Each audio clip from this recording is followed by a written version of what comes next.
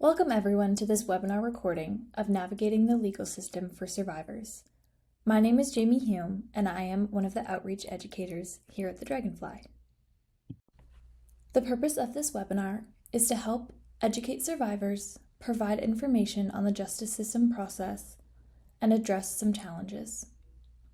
The goals are to empower survivors by equipping them with tools to advocate for themselves and ensure their rights are upheld, as well as improve access to legal resources and support informed decision-making.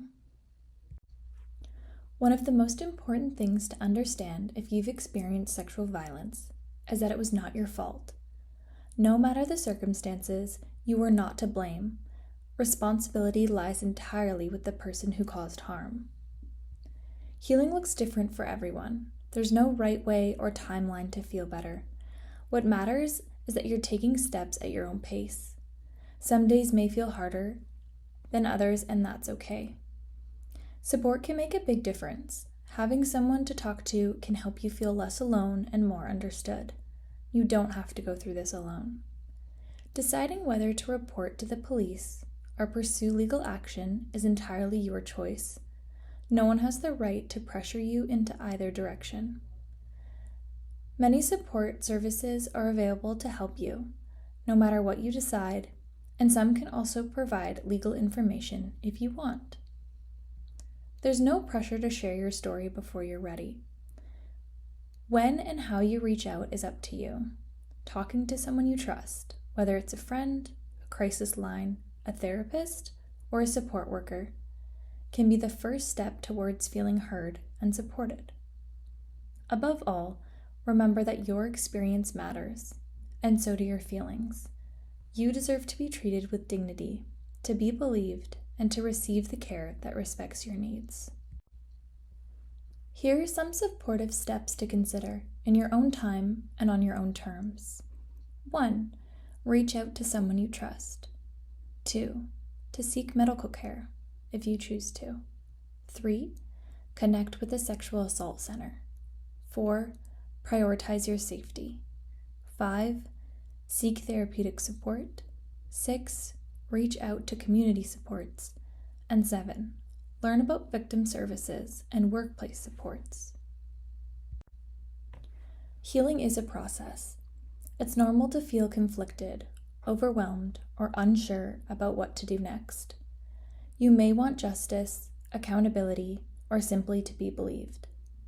Therapy can help you name your experience, build resilience, and reconnect you with your sense of self on your own timeline. Looking at therapy and legal decisions. If you're thinking about legal action, here's some things to keep in mind. Your counselor can support your emotional well-being, while your lawyer provides legal advice and not therapeutic support. You are the decision maker. Your voice and choices matter. Some survivors bring a support person to legal meetings, and you can ask your lawyer how this may affect confidentiality. Finding a counselor after experiencing sexual violence can feel overwhelming, but you deserve support that truly meets your needs. The relationship between you and your counselor should feel safe, respectful, and affirming. And remember, you can always change counselors. If someone doesn't feel like the right fit, that's okay. You're not stuck. Finding someone who helps you feel heard and supported is important, and it's worth taking the time to get it right. Here are some helpful things to consider or ask when looking for the counselor. Their experience with sexual violence and trauma. It's okay to ask directly whether a counselor has experience working with survivors. Trauma-informed care is important. It means that the counselor understands how trauma affects your mind and body, and they will work with you in ways that support healing, not re-traumatization. Their approach to safety, boundaries, and identity. Ask how they create a sense of safety in their sessions, and how they approach things like consent, boundaries, and identity. It's important that they respect and affirm your gender, sexuality, culture, and any other part of who you are. The sliding scale are free counseling options. Cost should never be a barrier to getting help. Many counselors offer sliding scale fees or work with organizations that provide free services to survivors. Ask what options are available so you can get the support you need without adding financial stress. Their confidentiality and record keeping. Especially if legal action is possible, understanding how your information will be kept is essential. Ask about what's confidential, what's recorded, and who might have access to your file. Especially if you're considering reporting or taking legal action in the future. This knowledge gives you more control over your choices. Understanding record keeping. You have rights around your therapy records. You can ask what's documented, how it's stored, and whether it can be shared. You can request copies or corrections, so talk openly with your counselor about your preferences and concerns, especially if legal action is a possibility.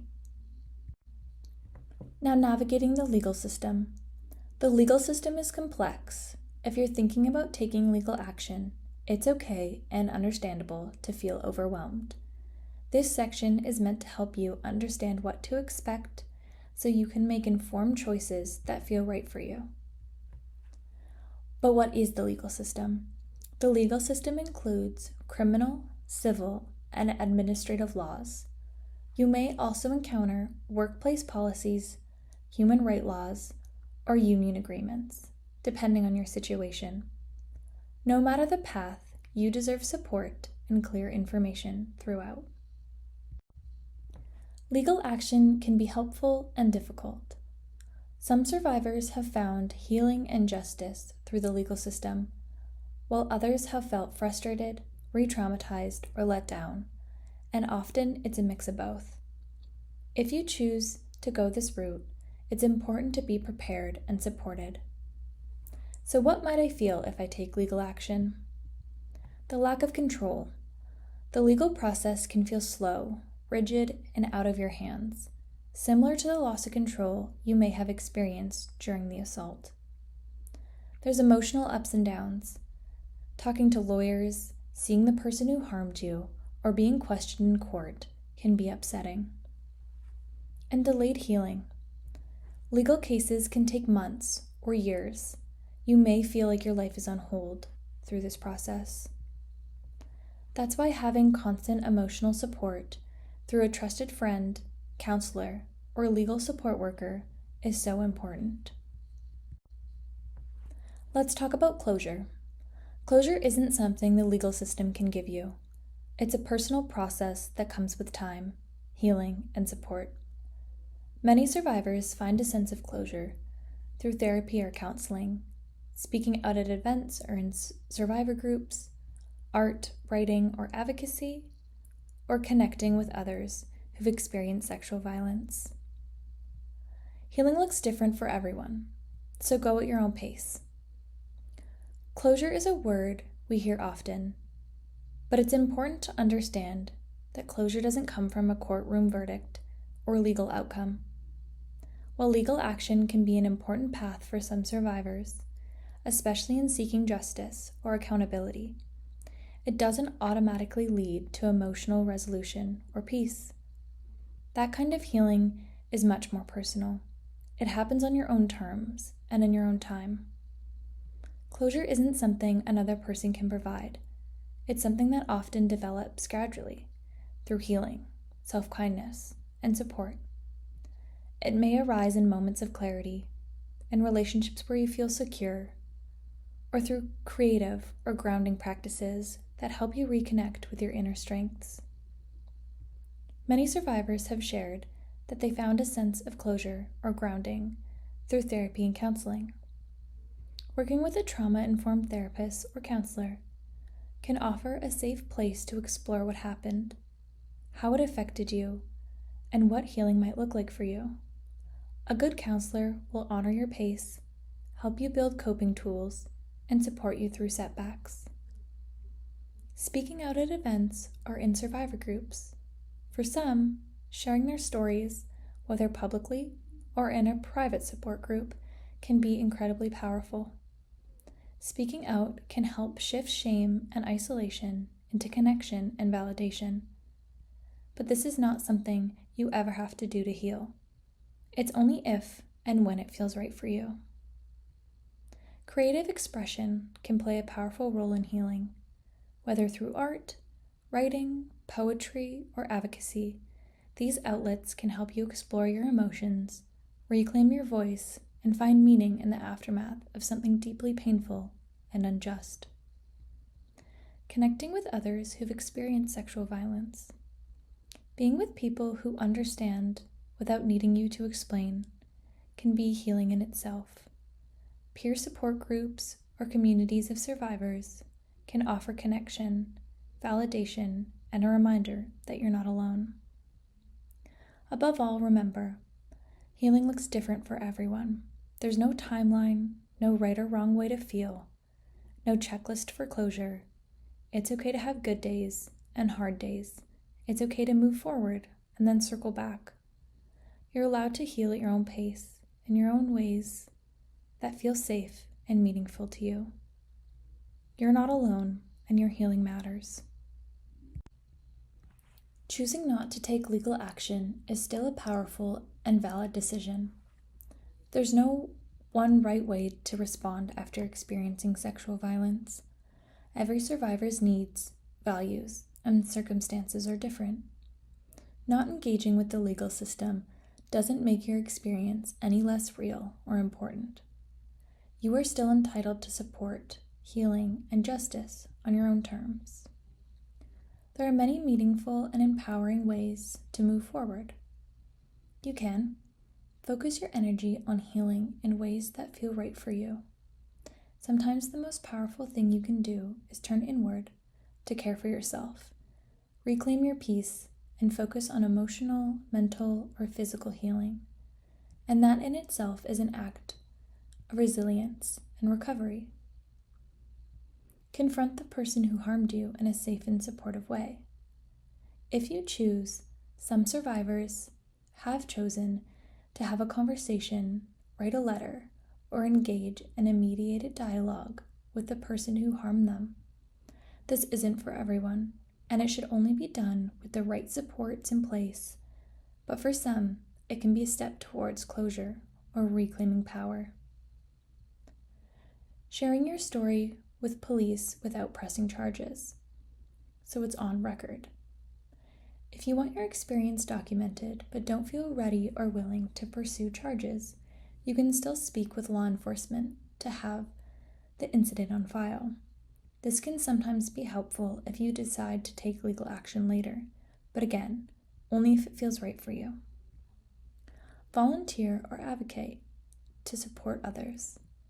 Turn pain into purpose is something many survivors find healing. Whether it's supporting others, educating your community, or helping shift the conversation around sexual violence, advocacy can be an empowering outlet. Could also join survivor-led movements or organizations. There is strength in connection. Joining a survivor-led space or movement can offer community, understanding, and the shared power of people who have been through similar experiences. These spaces can be validating, energizing, and deeply healing. Whatever path you choose, remember, your safety, autonomy, and healing are what matter most. Choosing not to engage with the legal system is not giving up. It's choosing a path that protects your well-being. You deserve support and respect in every step you take. If you're considering taking legal action after experiencing sexual violence, it's important to go into the process with as much preparation and support as possible. Legal proceedings can be emotionally demanding and unpredictable, so setting yourself up with care, clarity, and trusted people around you can make a big difference. Here are some important things to keep in mind. Start with support. Do as much healing as you can beforehand. The legal process may reopen wounds or stir up painful memories. If you already begun to work with a counselor, therapist, or support group, you'll have a stronger foundation to return to when things get tough. Starting the legal process doesn't mean you have to be fully healed, but being emotionally supported in advance helps you feel less overwhelmed. Document your experiences, but understand how that documentation may be used. Writing down what happened, keeping records of communication, or journaling about your experience can help you stay grounded in your story. This documentation may be useful if you go to court, but it's also important to know that once entered into evidence, both the defense and the prosecution may use it, which can sometimes feel invasive or out of context. A legal support worker or advocate can help you think through what to include and how to protect your voice. Know that the process may bring up painful memories. The more support you have, the better prepared you'll be. You may be asked to retell your experience multiple times, to police, lawyers, and in court. You might see the person who harmed you, or face questions that feel harsh or even blaming. This can be incredibly difficult and triggering. Having someone by your side, a support person, advocate, or therapist, can help you feel less alone and more emotionally prepared. Anti-violence advocates can help guide you and explain what to expect. You don't have to go into this alone or uninformed. Sexual assault support centers often have advocates who understand the legal system and can help you navigate it. They can explain your rights, prepare you for interviews or court dates, and be with you throughout the process. Their role is to empower you and not to pressure you. And while this process is ultimately about your healing and justice, it's also worth acknowledging that taking legal action can help keep sexual violence on public record.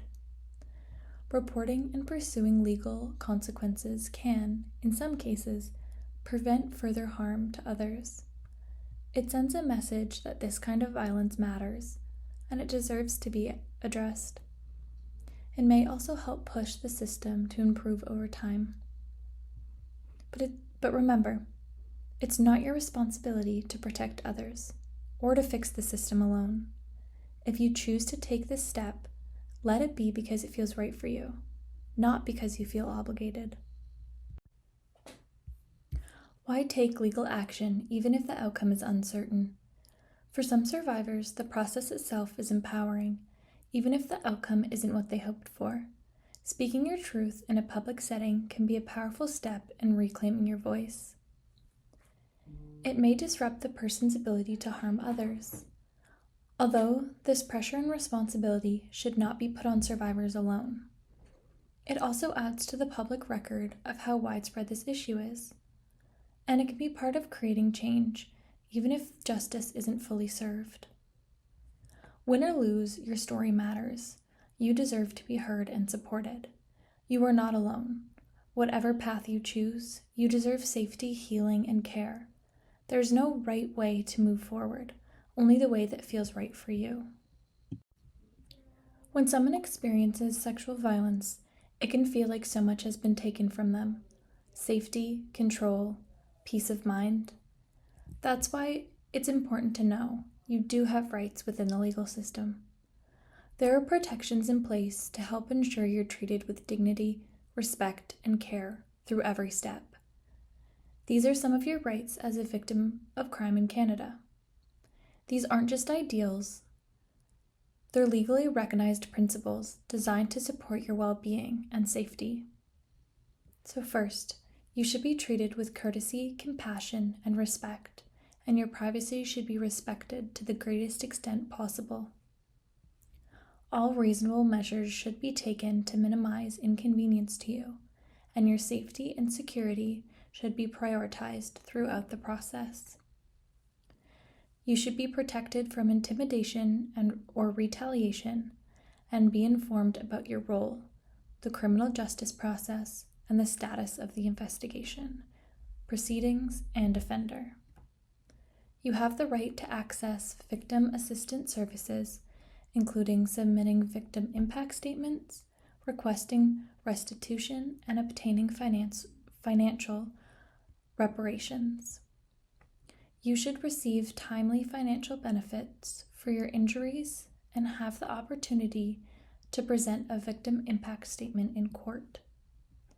You have the right to be protected from contact by inmates, and your views and concerns should be considered in the process. You should be informed on how to file a complaint if these principles are not followed, and your needs and diversity should be considered in the development of programs and trainings in the future.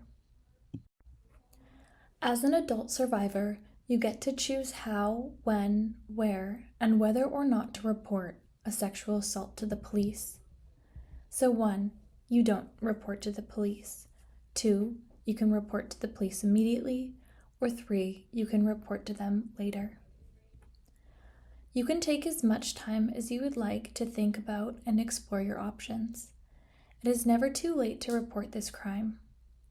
It's common for people who've experienced a sexual assault and the people around them to believe that they are required to report a sexual assault to the police.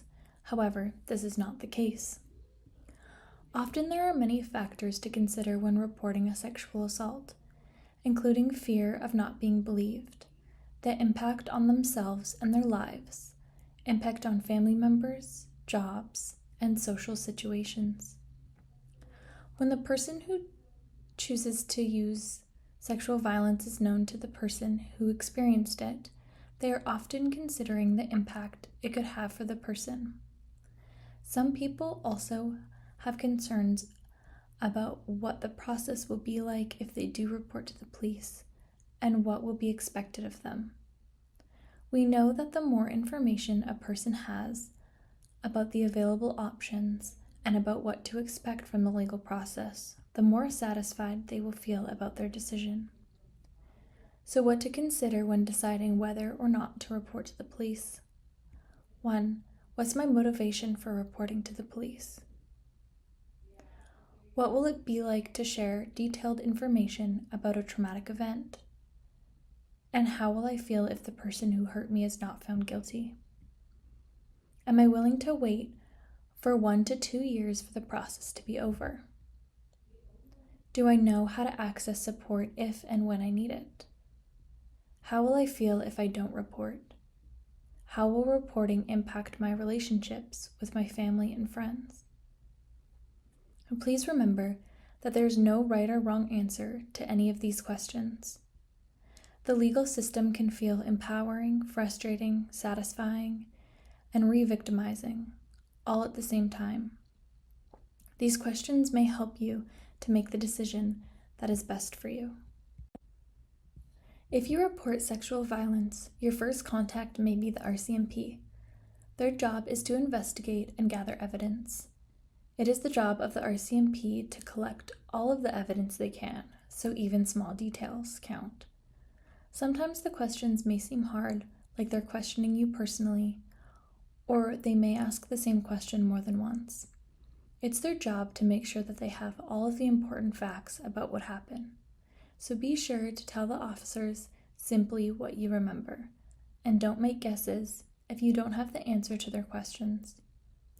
Charges are laid only if the Crown prosecutor believes that there is enough evidence for a case.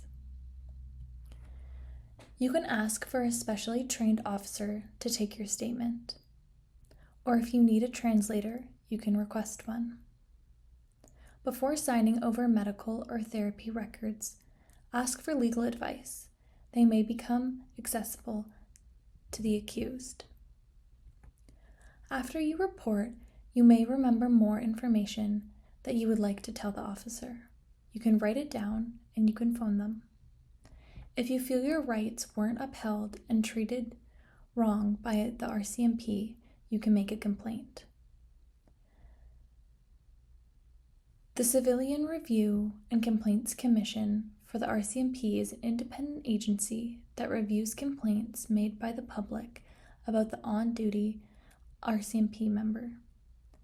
The commission is not part of the RCMP. Finding the right lawyer is important. looking for someone with experience in sexual violence, abuse, or harassment cases. Note that if criminal charges are laid, you don't need your own lawyer to participate in the criminal trial. The Crown Attorney is the government's lawyer and is responsible for prosecuting the accused.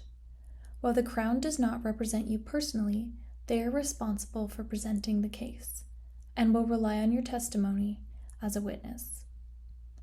Remember that you are not on trial. Your role is to share your story and evidence with the court. That said, navigating the process can still be emotionally challenging. You may want your own lawyer if the defense requests access to your personal records, like therapy or medical notes. You have specific concerns about your privacy or safety, or you want additional legal advice or advocacy. In some cases, the province may appoint a lawyer to help protect your records or guide you through specific legal steps. When looking for a lawyer, it may be helpful to ask, have they worked with survivors before? Do they represent people accused of sexual violence as well? What are their fees and payment options? Some helpful tips would be to interview your lawyers, to find someone that you trust. You can ask for a written contract and a cost estimate, and if problems arise, contact the Law Society of Alberta. If charges are laid, a Crown Attorney, the government's lawyer, handles the case. They don't represent you personally. Their job is to act in the public's interest. Your role, you are the witness. You'll share your story in court, and the Crown will lead the case. You can ask the Crown about the trial preparation, what information can be used in court, example being your past sexual history or your therapy records, how to write a victim impact statement, and what happens if the accused is convicted, sentenced, or released.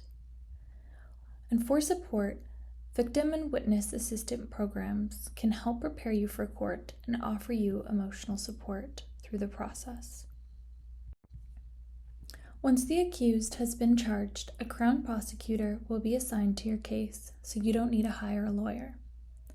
The Crown represents the province of Alberta, not the person who experienced the violence, and the accused is responsible for obtaining a lawyer and, if finances are limited, may access legal aid.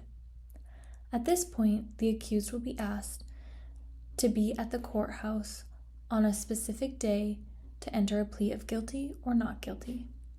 You don't have to attend this hearing, but may do so if you wish. If you are working with the police and court support program, you may ask the support counselor to provide you with an update after the plea hearing. This stage has the potential to be very frustrating for the victim of the crime, as the process may be continuously delayed and they do not have any control over this. Delays can be caused by the accused not understanding the charges or not hiring representation. If the accused pleads guilty, a sentence hearing will be scheduled, and you will be asked if you want to write a victim impact statement to assist in sentencing, and this is voluntary. If the accused pleads not guilty, a preliminary hearing may be scheduled. Before the preliminary hearing, the Crown prosecutor will contact you and provide you with a copy of your previous statements for you to review. Please remember that at any point during the court process, the accused may plead guilty, or the Crown may decide that there's not enough evidence to proceed. The process can last up to 2 years or more and requires commitment and patience. The preliminary hearing will take place at the courthouse, and this is where the judge decides whether there is enough evidence to go to trial. The accused will be present at this hearing, and you will likely be required to testify. The Crown prosecutor will begin by calling their witnesses and questioning them about what occurred. The defense lawyer will then have the opportunity to ask the witnesses more questions about the incident or incidents and may suggest another version of how the incident occurred. It's important to tell the truth and just say what you remember. If you don't remember details, don't make guesses. You can also refer to the transcripts of the statement you made to the police if you don't remember what you said. After questioning by both lawyers is complete, you are free to leave the stand. However, for the preliminary hearing, you cannot remain in the courtroom to observe the rest of the proceedings, as your testimony may be influenced if you hear what others have to say about the incident. The trial is where both lawyers present their evidence and the judge decides if the accused is guilty beyond the shadow of a doubt. It's the Crown prosecutor's job to convince the judge or jury that the Crown's version of the story is much more reasonable than the defense's version. The defense will likely suggest other versions of the story that don't make sense or that are not true. Try and stay patient and calm, and remind yourself that they are doing their job, even though it may feel unfair. You will likely be asked to testify at the trial as well. It will be similar to when you testified at the preliminary hearing, but you will probably be asked more questions and the defense lawyer will probably be more challenging. It's important that you are not present for the testimonies of other witnesses before you testify, but you may attend the trial after you've testified. At the trial, there may be more evidence presented than at the preliminary hearing, and the accused might testify. The accused may choose to be judged by a jury rather than a judge alone. In this case, 12 members of the public are chosen to watch the evidence be presented and make a decision about the guilt of the accused. At the end of the trial, the jury must come to a unanimous decision, meaning they must all agree about whether the accused should be found guilty or not guilty. If they are unable to do this, it's called a hung jury, and the judge can call a mistrial. In this case, there will be another trial later on. The judge may deliver a verdict on the final day of the trial, or may set a later date if more time is needed to consider all of the evidence presented. To find the accused guilty, the Crown prosecutor must prove the case beyond a reasonable doubt. Some personal records, like therapy notes or medical files, might be requested by the defense, and this can feel invasive. But you can get a lawyer to help you protect your records, and only relevant parts of your file should be shared. If this process feels too overwhelming, speak with your counselor or get legal support aid. You have the right to privacy, as well as the right to be informed about what information will be shared, how it will be used, and why it's relevant. Restitution is a way for the offender to pay you back financially for the losses suffered as a result of the sexual assault, if they've been found guilty. If you had financial losses related to the sexual violence, such as stolen or broken property, medical or therapy expenses, moving expenses, or loss of wages due to the time off work, you can apply for restitution. In order to apply for restitution, you must complete the appropriate form. This can be obtained through a victim service society or through Dragonfly, and must provide all necessary documentation to prove financial loss that you are claiming. If the judge orders the offender to repay a particular amount of money, it's your responsibility to ensure this. If you do not get the money owed to you, you may wish to consult a lawyer, as restitution is a civil action and not part of the criminal legal system. If the accused is found guilty by the judge or jury, a sentencing date will be scheduled. As a victim, you have the opportunity to submit a victim impact statement, which allows you to share how the crime has affected you physically, emotionally, and socially. You may choose to read your statement out loud at the sentencing hearing, or provide a written copy to be read by the judge, the Crown, the defense, and the offender. In sentencing, judges must consider the seriousness of the crime, the impact on the victim, previous related offenses committed by the offender, and previous sentences for those related convictions, the level of remorsefulness, and the support, family, friends, and job the offender has in the community. There is discrimination in the legal system. Some survivors from marginalized communities may face additional barriers or biases. Indigenous and racialized people, 2S LGBTQ+ communities, people with disabilities, and sex workers face significant barriers and biases in the legal system. They are often over-policed and more likely to be criminalized. Discrimination and stereotyping by police, lawyers, and judges can lead to unequal treatment and harsher outcomes. Many also face difficulties accessing legal representation and culturally or disability-appropriate legal services. Reporting violence or abuse can be risky due to fear of not being believed or being criminalized themselves. The legal system is often not accessible for people with physical, cognitive, or communication-related disabilities, and these barriers are made worse when individuals belong to more than one marginalized group, further limiting their access to justice. If this happens, seek advocacy support. Consider filing a complaint with the Human Rights Commission or Attorney General's office. If you believe a justice made an error in your court proceedings that affected the justice's decision, you may appeal to a higher court. You may not appeal just because you disagree with the justice's decision. No matter who you are, where you come from, every person deserves to be treated with equality, compassion, and respect. In civil court, survivors are suing for harm. The strengths of this are you're in control of the process. In civil court, you are the plaintiff. You and your lawyer decide whether to proceed, settle, or withdraw the case. You can also seek financial compensation.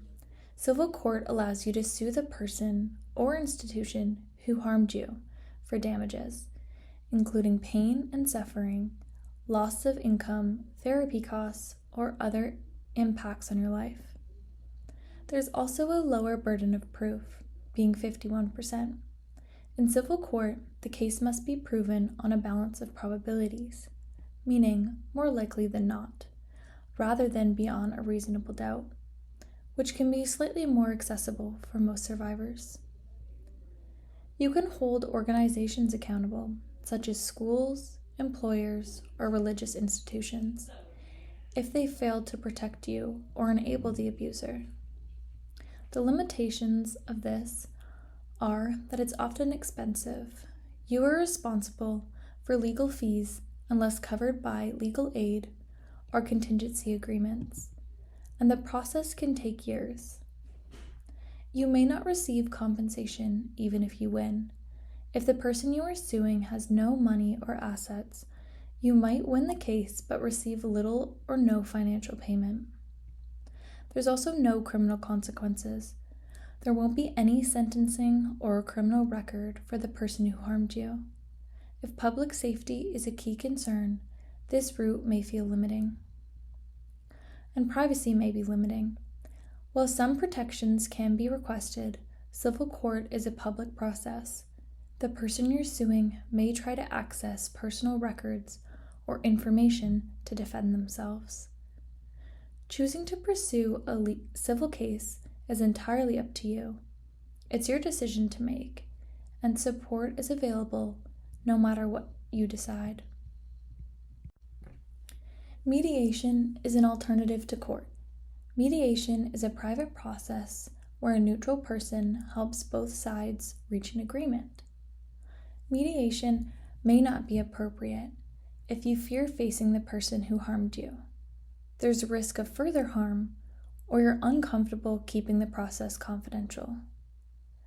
It's important to ask about the mediator's experience with sexual violence cases, alternatives to in-person meetings, and remember, your safety and emotional well-being is the most important.